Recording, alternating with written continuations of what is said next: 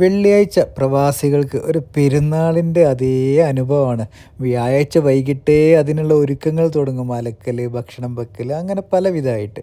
എന്നാലും ജുമയൊക്കെ കഴിഞ്ഞ് ഭക്ഷണമൊക്കെ കഴിച്ച് കഴിഞ്ഞ് 4 മണിയാകുമ്പോൾ ഒന്ന് എവിടേക്കെങ്കിലും പുറത്തിറങ്ങണം. അങ്ങനെ ഞങ്ങളും ഇറങ്ങി. ഞങ്ങളെന്ന് പറഞ്ഞപ്പോൾ എൻ്റെ കൂടെ ഉള്ളവരെ പരിചയപ്പെടുത്തില്ല. ഇതെൻ്റെ കൂടെ വർക്ക് ചെയ്യുന്ന ആളുകളാണ്. ഇതിൽ 2 പേര് പാകിസ്ഥാൻ സ്വദേശിയും ഒരാൾ മുംബൈ സ്വദേശിയുമാണ്. അപ്പം ഞങ്ങൾ പ്ലാന് വെച്ചത് കോർണിഷ് ഒന്ന് എക്സ്പ്ലോർ ചെയ്യാമെന്നാണ്. പക്ഷേങ്കിൽ നല്ല ബ്ലോക്ക്. അരമണിക്കൂർ ഞങ്ങൾ പാട്ട് കേട്ടും ഹിന്ദിയിൽ കുറച്ച് തമാശകളൊക്കെ പറഞ്ഞ് ഞങ്ങളങ്ങനെ ചിലവഴിച്ച് ഞങ്ങളിതാ ഖത്തർ മ്യൂസിയത്തിന് നേരെ ഓപ്പോസിറ്റ് നമുക്കൊരു പാർക്കിംഗ് സ്പോട്ട് കിട്ടിയപ്പോൾ സൈഡാക്കി. ഇനി നമ്മുടെ കലാപരിപാടികൾ തുടങ്ങാൻ പോവുകയാണ്. ആദ്യമായിട്ട് ഇതാ ഫോട്ടോഷൂട്ടുകളാണ് നടക്കുന്നത്. നല്ല രൂപത്തിൽ അടിപൊളി ഒരുപാട് ഫോട്ടോസുകൾ എടുത്ത്. അടുത്ത എൻ്റെ ശ്രമം നിങ്ങൾക്കായിട്ടുള്ള ദോഹയുടെ സുന്ദര കാഴ്ചകൾ എടുക്കലാണ്. അതിൻ്റെ ഇടയ്ക്ക് ആ ബ്ലോക്കിലോട്ട് എൻ്റെ കണ്ണൊന്ന് പോയി. അത് വൈക്കാണ് ഞാൻ തിരിച്ചു പോകേണ്ടത്.